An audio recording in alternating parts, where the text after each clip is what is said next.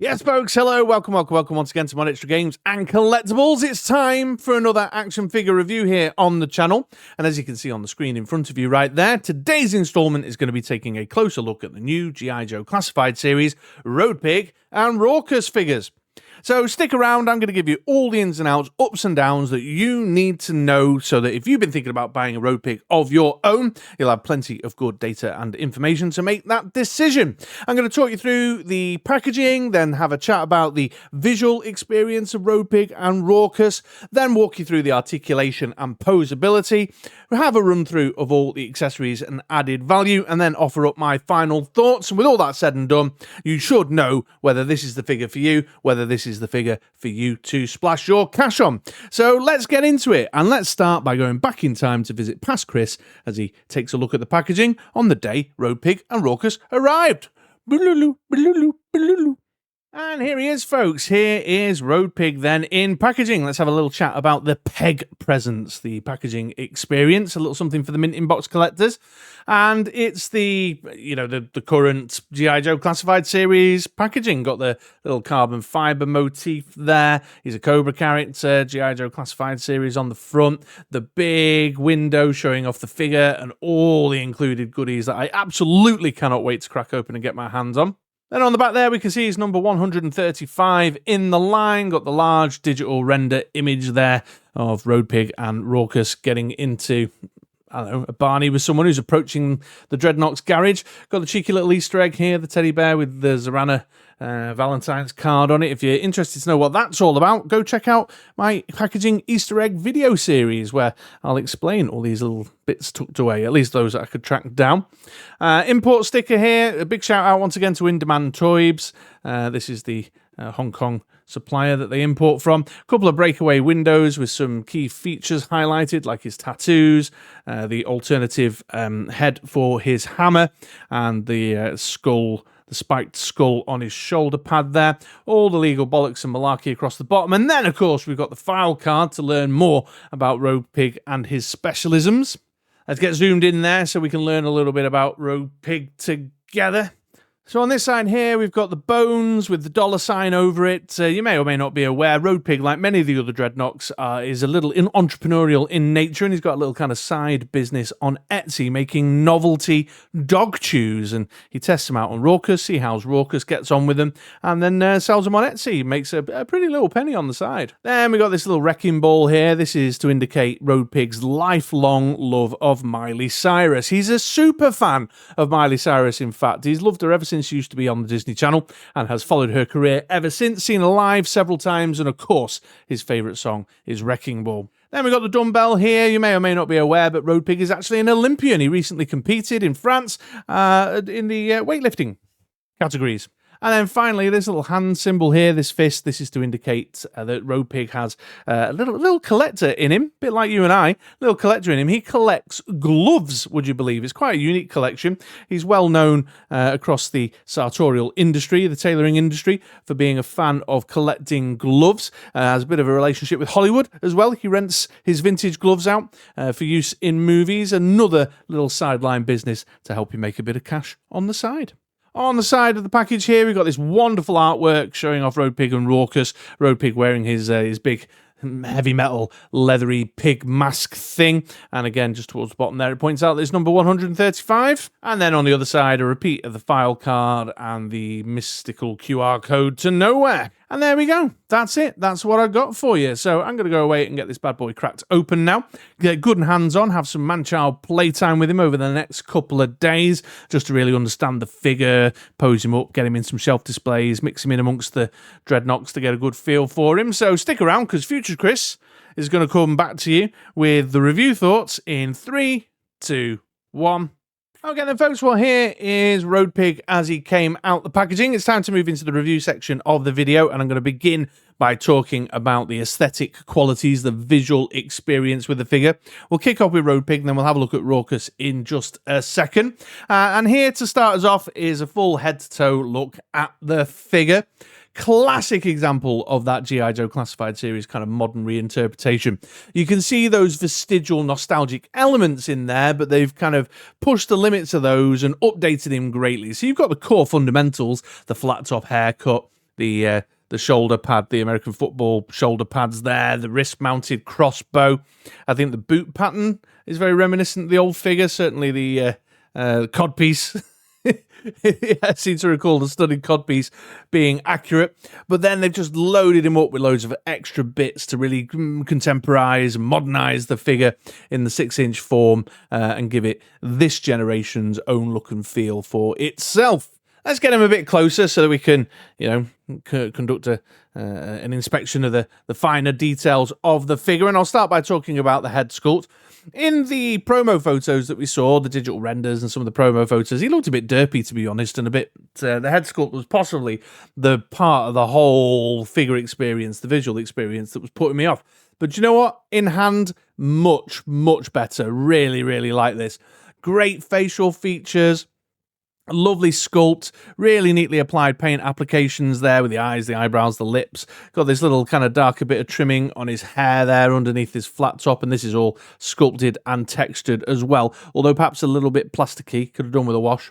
And some other nice touches, got the little scar across the top of the nose there, got this little dagger-shaped earring in his ear, got a little bit of a 5 o'clock shadow in there. Let's just put him up so you can see him better in the light. Can you see the 5 o'clock shadow in there, folks?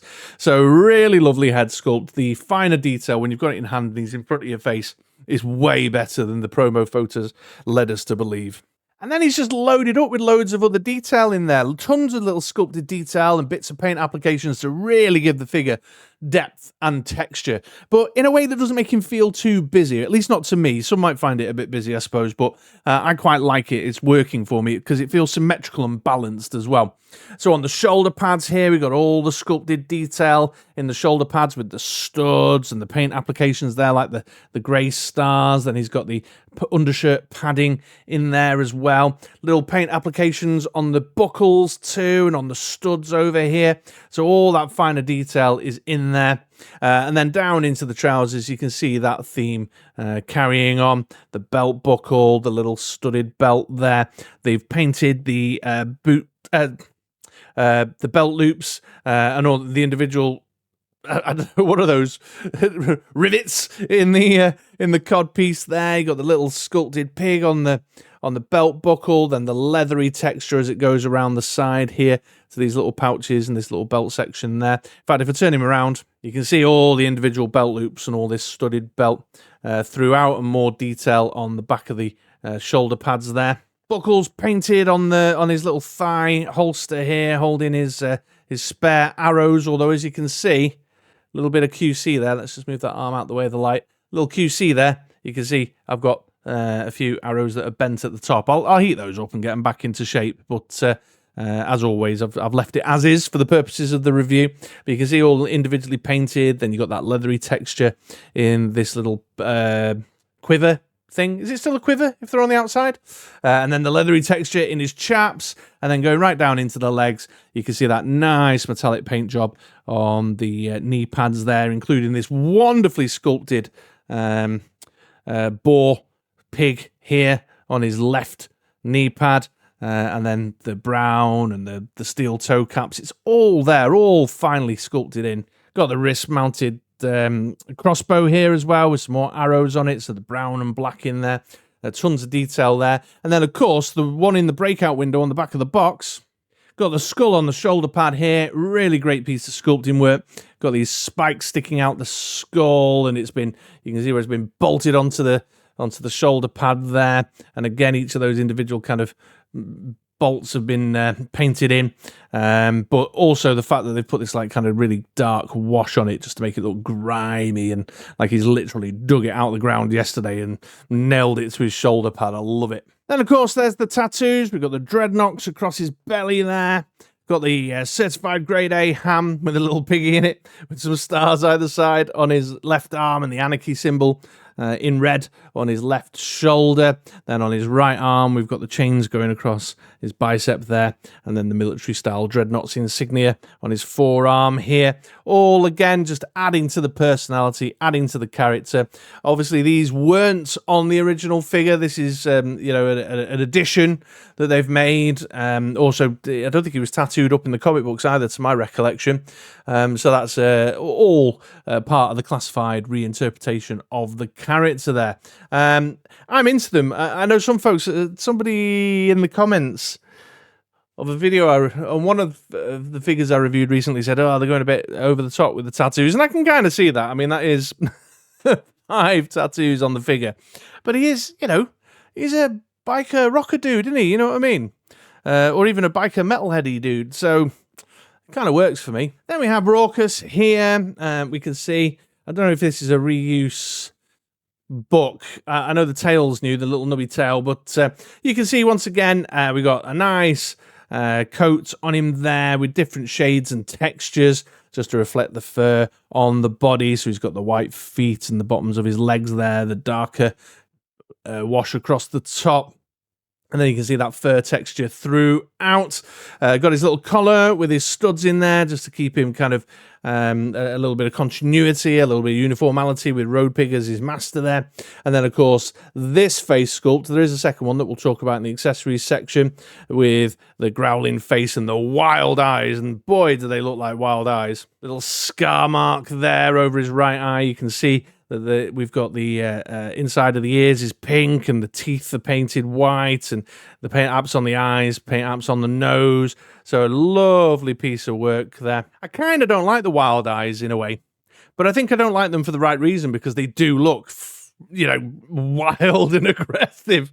They just sort of look like, I don't know, like they're a bit too wide, but I think they're supposed to. You know what I mean? I think I don't like them because I'm not supposed to like them, if that makes a weird kind of sense. So yeah, another great addition, certainly aesthetically, to the creature companion selection in G.I. Joe Classified for sure. So aesthetically, it's a thumbs up from me. Loving the level of detail in Road Pig. All that sculpting, paint application, textures, everything, just really loving that. Rawkus looks great, looks suitably menacing and wild-eyed. It's just absolutely spot on. The only thing I might call out at this kind of final stage of talking about the visual experience is that the face is quite young looking, giving off a younger vibe than the face did, you know, on the character that I remember in the comic books. I don't mind that so much. And when you put him next to some of the other Dreadnoks in the G.I. Joe Classified line, it doesn't stand out as a problem. But I know that some folks may have preferred a more kind of craggier, older-looking face to be more in line with their kind of nostalgic recollection of the character. So that's probably about the only thing I'd call out. Otherwise, aesthetically, really enjoying these two figures. I think they're great. All right, well, there we go. There's the visual experience. Let's now take a look at the articulation. So this is a completely new book in G.I. Joe Classified, at least to my recollection. Of course, someone will correct me in the comments down below, but I haven't got another big fella like this at all in my box, and I haven't bought everything, but I've got a big G.I. Joe Classified series collection. But of course, as always, I put chapters in, so if you're less interested in hearing about the articulation and posability, then jump forward to have a look at the accessories and added value. But we'll kick off the articulation section with Road Pig, and I'll start up here at the head. So it's a ball at the bottom of the head and a ball at the bottom of the neck. The movement here's all right. His down's not great at all. His up's all right, like so. You can do the full 360, and you've got the kind of little rotatey, tilty action on the ball at the top there. But yeah, the down, the forward's not looking fantastic.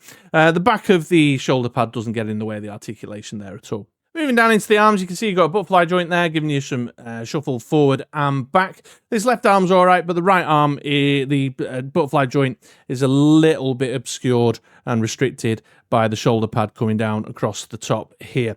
That also applies to when I talk about some other pieces of articulation in the arms in a second, but I'll use this left one for the purposes of demo. And then it's full 360 all the way around, and then the hinge out, which will go up to there on one, but obviously, like I say, this one can't get the full range of motion there. Then we've got the swivel here at the top of the bicep and tricep.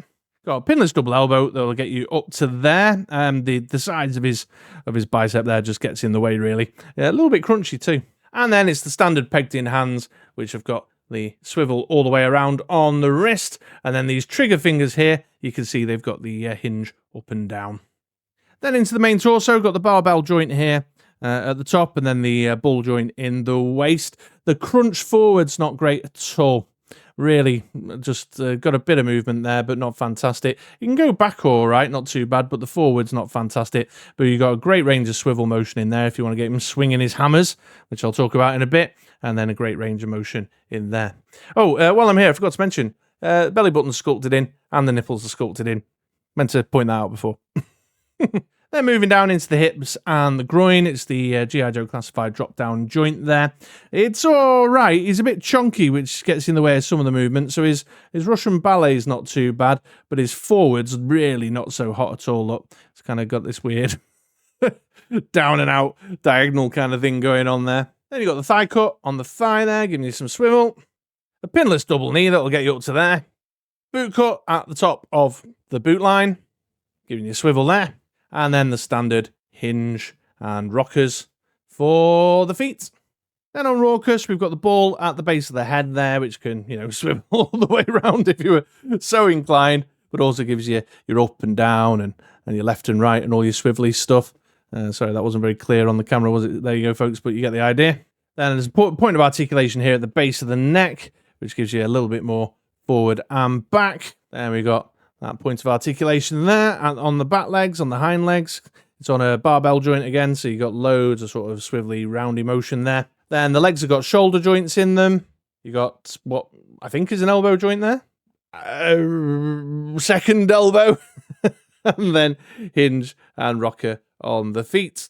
So yeah, overall the articulation is good. It opens up a wide range of posing possibilities, both with Road Pig and Rawkus. Road Pig, as a new book, still maintains some of the core fundamental kind of articulation activity that we've come to know and love with G.I. Joe Classified. The main difference being, of course, the torso here, which is all right. It's limited at times. I don't know what's going on with the forward in the head, but the engineering in it should possibly allow that to happen, but for whatever reason, it doesn't seem to. But yeah, I've been having a lot of fun getting him with his hammers and stuff, and yeah, loads of posing possibilities. So very good for your dios, for your shelf displays, etc., etc. Okay, well, there's the articulation. Let's now take a closer look at the accessories and added value. And to start us off, we've got head swaps for Road Pig. This is the first one here. You can see that this is like a open, shouty mouth thing that's going on. Again, the quality of the sculpt is great. The facial features are all there. Still got his earrings, still got his scar on his nose, all that kind of stuff. You've just got this added facial expression element to it, which is good. It's great. He's got a couple of painted teeth in there, little gold toothies. Are they gold, silver, shiny toothies? You can see his tongue's in there. The paint applications are all lovely, neat, well applied, look great. And then he's got this kind of like angry, cross-eyed thing going on, which I really enjoy as well. And then we've got this wild piece of work, which is obviously a big helmeted, face-masked version of Road Pig there. This is a head swap, so it goes in on the ball, pops on the peg there. Loads of detail in here. You got the red paint applications on the eyes, tons of metallic bits like the horns and the kind of a spiky old helmet there. This brown leather bit draped down across the back that sits across the back on his shoulders and across his back there. You got some sculpted detail in the pig's snout. The only thing I'll say is that as badass and mean and menacing and evil, like straight out of a horror movie, that, isn't it? I don't know why. It makes me think of the first season of True Detective. I'm not sure why, but it does. But the movement, the articulation is very limited when he's got this one on. You basically got just a bit of left and right there, or right and left as the case may be, if you do it the right way around. But still looks really mean, doesn't it? Absolutely tremendous kind of piece of added value there. And again, a nice little bit of kind of modern reinterpretation from the design team. And then we have this kind of muzzle face mask thing for Road Pig as well while I'm doing head stuff. I've mounted that on the standard head, the more kind of vanilla, straight-faced one that came out of the packaging here, with the straps going up across his ears like so. It's a bit of a fidget to get on. I had to pop the head off and slide it on, and then you can see that bottom strap is going underneath the headline there. But that's all fine. That's all good. I like the thought of Road Pig during COVID nipping down to the supermarket with this on. You know, we all added our own little bit of personality to our face mask back then, didn't we? And then Rawkus comes with a head swap as well. A little bit more of a kind of sedate looking good boy kind of head look there. So his eyes aren't as wide open and wild-eyed. He's got a closed mouth. He's not baring his teeth. But again, good quality sculpt. Paint applications in there as well to give it depth and give it texture. And he looks like he's just been like he's about to have a nap, really. A bit squinty, like he's about to go for a snooze. Then, in his weaponry selection, Road Pig comes with 2 hammers. We've got the more kind of classic look one here on the right-hand side of the screen, and then this new, really barmy version here as well. Here's the cinder block one. It's pretty good. Got, you know, it looks a bit plasticky on the top, on the cinder block at the top, but still sculpted in, very reminiscent of the vintage character. We got the metal paint application there where it's been bolted in, and then you've got the brown handle and the leather grasp there. Fits in the hand just fine. It's, you know, it's Road Pig's big old hammer. This thing, though, this thing is a piece of art. Look at that. Big old sculpted hog there on the back with tusks and spikes and things going on. Love the paint application on it there. The really kind of shiny metallic look. Got the meat tenderizing section there on the back of the hammer. All the spikes and studs. Got the little wrap around the handle here. Contoured blade, and then he's got this nasty piece of work at the bottom here, this little kind of stabby spike too. Really, really awesome. Again, really adds to that sort of, you know, menacing, absolute horrific, murderous approach of Road Pig there. The only thing I will mention, this was from one of my Joe Bros on Discord. Shout out to my man Mika Wood out there. He made a good point, because the way this is contoured, I've had him holding the hammer with the flat point facing out, like so, kind of just following the way that the contour of the bar there goes. But he made a good point, saying that, you know, it seems a shame not to have the pig bit facing out the front, but it fits fine either way. You know, you could tenderize the meat, or just really kind of brutally smash skulls, or get stabby, as you see fit. But I think I'll be using this one more than the classic look cinder block, if I'm being perfectly honest. Then we have the meat hook here. Again, nice piece of sculpted detail. Did the Crocmaster have this as well? I think maybe he did. But nice, menacing piece of work. Looks lovely. My only criticism with this is that the gap for the handle here is not wide enough to be held properly in his hand. There, can you see it doesn't fit? The only way I can make it work is by putting the trigger finger over the top there, which is a damn shame, man, because like it really adds to that sort of really brutal, menacing, kind of intimidating combat. The combat implications of Road Pig there, and that you just can't do much with it, posing very well with it at all, because of the way it sits there in his hand, which is a bit of a disappointment. And that's not the only instance of that happening with the figure, because we've got the Riot Shield here, clearly a repaint of the Shockwave Riot Shield. So we've got the good look and the hog picture on the front, and then this kind of hazard warning paint stripes there, as well as the 2 lamps, the 2 big high-powered torches on the front. So it's the same handle and wrist grip on the back as well. Now, this is a lovely piece of work. I like it. Obviously, at the time of Shockwave, we had a few things to say about the fact that felt like it was on the wrong side. But other than that, got all sculpted detail in there that we've seen before. All the rivets and studs in, the different pieces of shielding. It's nice. But implementation-wise, the wrist clamp here is too small. His arms are too thick and chunky for it to clip around, so it just sort of springs back out. And the arm doesn't quite fit behind the shield here.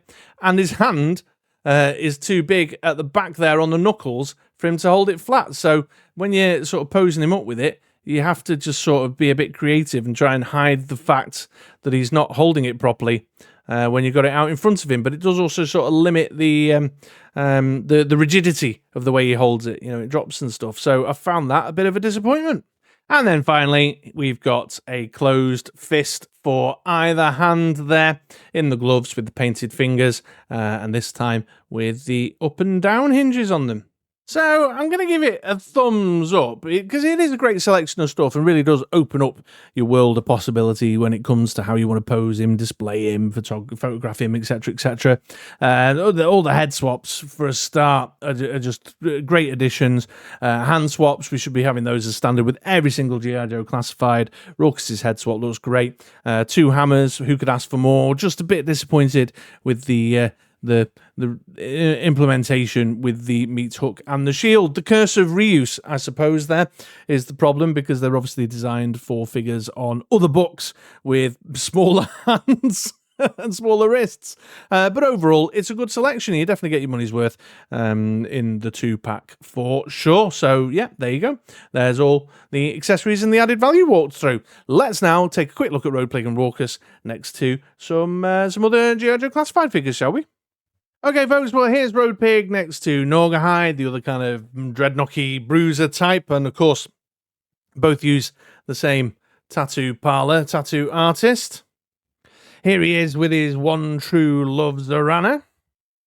Here he is with Buzzer and Ripper. If I had a bigger light box, I probably could have squeezed Torch in there as well. That would have looked cool. And then finally, joining in from the same wave, we have Raptor here. Review coming soon. Right, here we are then, folks. They're going around on the turntable there, so you can take a nice 360 view of the 2 figures there in the set, and so that you can also hear my final review thoughts. And yeah, I've been having a lot of fun with this pair since they arrived. I had loads of stuff, loads of little accessories and things, and great posing opportunities. I think they look great. I've been really enjoying them. It's no secret to regulars around these parts that I'm much more kind of engaged and inspired by the barmier, more idiosyncratic characters, and there's nobody more barmy and wacky than this guy. Look at him, just big, hulking, metalhead dude with hammers is brilliant. I love it. It's absolutely what I was looking for from these figures, and I've been enjoying them a great deal. Look great on the shelf. Taking some photos the other day, was enjoying them a great deal, posing them up. And so, yeah, not much else to offer there. A few niggles, you know what I mean? The implementation with the meat hook and the shield has really ground my gears a little bit, actually. That annoyed me that I couldn't quite get them together in some of the stuff that I was trying to take pictures of. But aside from that, everything is really rock solid. It's a really great set and comes with a MoDXtra recommend. So if you've been thinking about picking one up for yourself, I think it's worth the money. Go for it. I would say go pick one up for yourself. All right, well, that wraps up the Road Pig review. Stick around. I've got the rest of the wave in hand, so I'll be dropping reviews of Raptor and Alpine and the Iron Grenadier in due course, although some of them are going to fall into next week because I'm going to a convention this weekend. But I hope you enjoyed that. I hope you found it useful. If you did, then please do give us a thumbs up, like. If you're not already subscribed, hit the subscribe button, all that YouTube stuff, blah, blah, blah, blah, blah. Otherwise, I hope you have a great rest of the day. I hope you have a great rest of the week, and I'll see you around these parts again for another video sometime soon. All right, take it easy, folks.